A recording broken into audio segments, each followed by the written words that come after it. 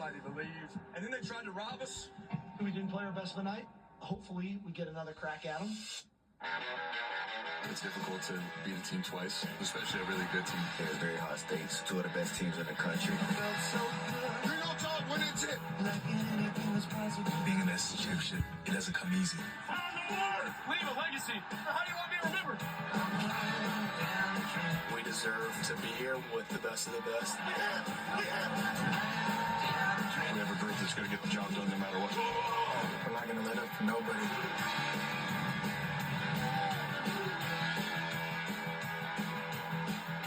And welcome back inside Mercedes-Benz Stadium. The Georgia Bulldogs, about an hour and a half from their campus, back hunting, hungry for an SEC championship. They've been hard to come by under Kirby Smart.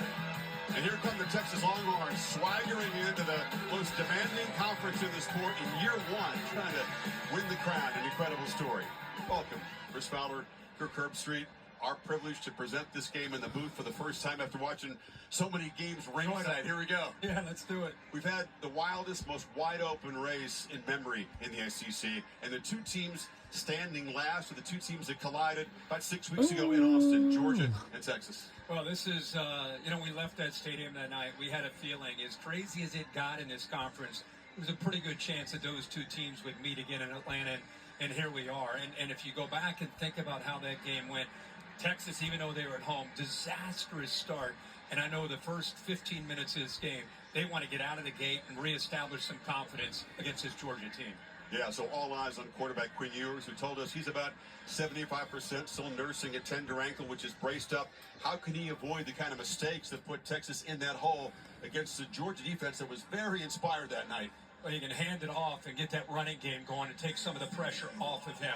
They could not run the football. 27 carries for 29 yards, and he was sacked. He was in too many obvious third down situations, and it allowed Georgia to just play with that big chip on their shoulder coming after him. And then once they got down, it became very obvious that he was throwing the football. Tonight in this game, they want to be able to establish that run. By the way, that's become such a strength, as you know, from that game to where we are tonight. Take the pressure off of yours and get that running game going with Wisner. He's got a good post-game or postseason pedigree, played 2 good games last year.